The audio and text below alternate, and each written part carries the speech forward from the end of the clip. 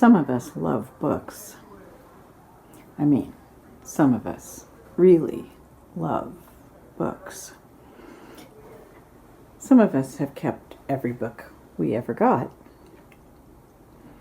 And some of us love going back to them.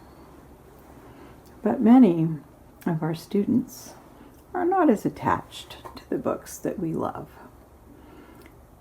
And many of them, like myself as a student, can't really afford them. Back when I first started teaching, there was no internet. And if I wanted to save my students money on their textbooks, I had to think craftily about articles that they could have access to and how. And our librarians used to help us because we would have articles like this on 2-hour loan and a $1 per hour fine.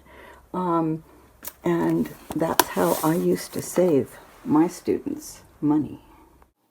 Today, students and faculty have fairly easy access to a great deal of the content we might be looking for. Our university library is particularly well positioned for digital content.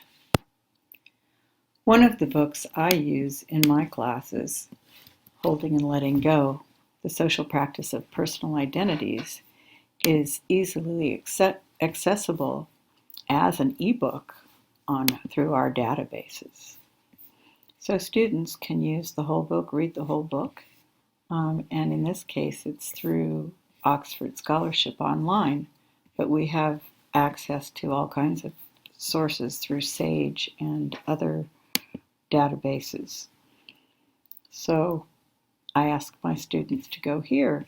Of course, I also encourage them to buy the book if it interests them, but this way they have easy access to the materials that I ask them to read.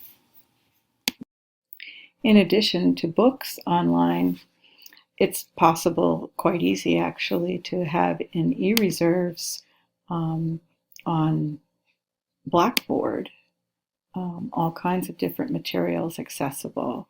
So whether it's articles or websites that have articles or information or even videos that I want my students to read, I've been able to curate then materials that are relevant and some for them to follow up on for their classes. So this way I get to design my own classes if students don't pay anything for their books.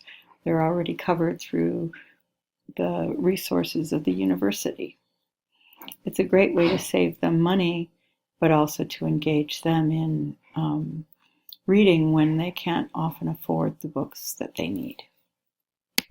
So I encourage you to check out openCI and what's available to you and how your colleagues have made use of the resources of our university to help our students save money and get their educations in a more productive fashion.